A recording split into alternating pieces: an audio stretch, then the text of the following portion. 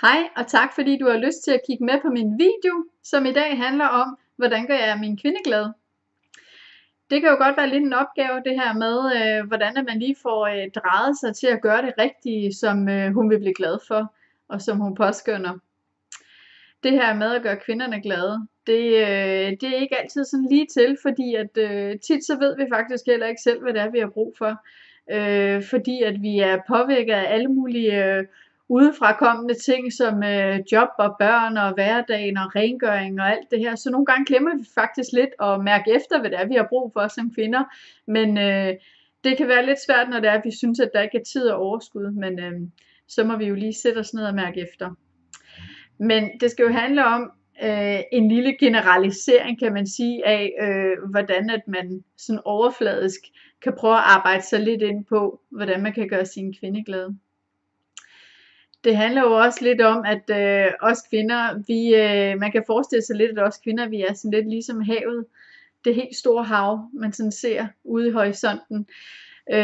Hvis man så forestiller sig lidt af Vesterhavet, så kan der jo være de små bølger, der kommer ind, og der kan også være de mellembølger, der kommer ind, og så kan det være de der kæmpe store bølger, der kommer ind, sådan rigtig drama queen-agtig, ikke? Og man kan sammenligne også kvinden sådan lidt ligesom havet, at man ved aldrig helt, hvad man kan forvente.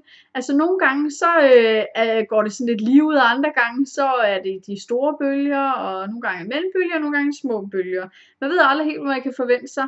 Så derfor vil jeg altså også sige til de mænd, der kigger med, at det kræver altså lidt sin kaptajn faktisk at kan stå med på de her bølger her, fordi at det kan være, at der ligger et stort skrald og venter på den ene dag, og den anden dag kan det være, at det er det stille hav.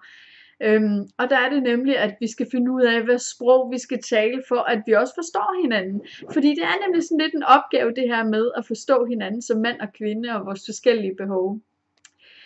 Jeg vil prøve at fortælle lidt overordnet om noget, der hedder kærlighedssproget. Der findes nemlig 5 kærlighedssprog.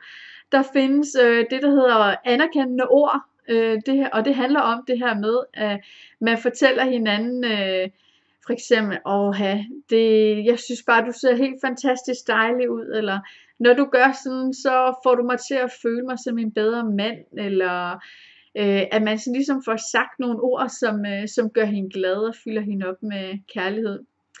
Den anden, den handler om det her med tjenester. Og tjenester, det handler lidt om det her med, at man gør nogle ting for hinanden. Det kan være, at det er altid hendes pligt at lægge tøj sammen, men så har han klart det.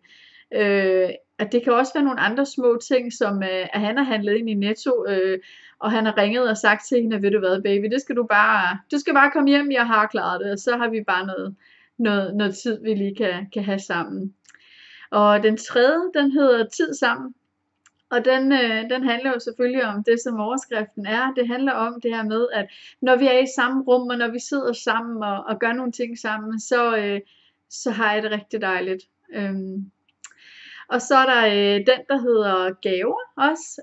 Og den, der hedder gaver, handler om og ikke bare alene det her med at gå ud og investere i en hel masse ting, som man kan købe i de forskellige butikker. Det handler også om de her små sedler på bordet, man kan skrive til hinanden. Det handler også om, at man kan plukke en blomst i vejkanten.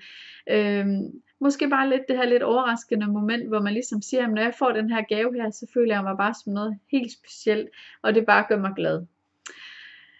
Den sidste, den hedder fysisk kontakt, og fysisk kontakt, den handler jo også om det, som ordets betydning er, at jeg bliver fyldt op af kærlighed med fysisk kontakt på den måde, når vi masserer hinanden, eller når vi nusser hinanden, eller bare når vi har en eller anden form for berøring eller sex. Så det er jo igen det her med, hvad sprog snakker vi, og hvis vi ikke ligesom har clearet,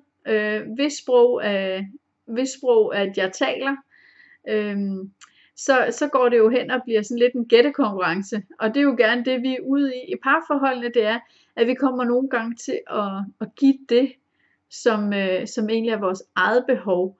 Så lad os nu sige, at mit behov, det er tid sammen, som det faktisk er, og min mands kærlighedssprog, som er tjenester. Så handler det jo om, at jeg ikke skal give det, som jeg selv har som kærlighedssprog, men jeg rent faktisk skal prøve at opfylde hans. Men tit og mange gange gør jeg den fejl, at jeg synes jo, det er vildt fedt, at vi har tid sammen, så jeg planlægger en hel masse tid sammen, og han har måske egentlig mere brug for, fordi han er tjenester, hvis det var, jeg lige gad at lægge lidt rent tøj frem til ham som en lille overraskelse, eller købe hans yndlingschokolade med hjem, eller sådan noget i den dur, ikke? Altså det er det, der gør ham glad. Men måske offrer jeg investerer på en forkerte bane, fordi at jeg gør det, jeg egentlig gerne selv vil have.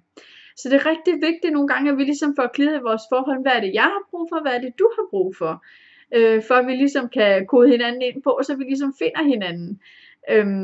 Altså det er ligesom fundamentet for at få et rigtig godt forhold. Og så er det jo også bare det her med at overraske hinanden med positive ting.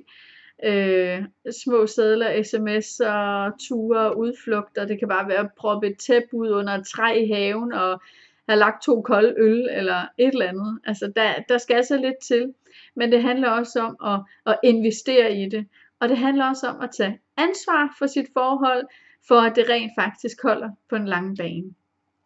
Det var lige alt, hvad jeg har lyst til at fortælle om den her gang, og jeg har masser af andre fif, tips og tricks, og jeg glæder mig rigtig meget til at fortælle noget mere på nogle af mine andre videoer. Så jeg håber, vi ses, og have en rigtig dejlig dag. Hej.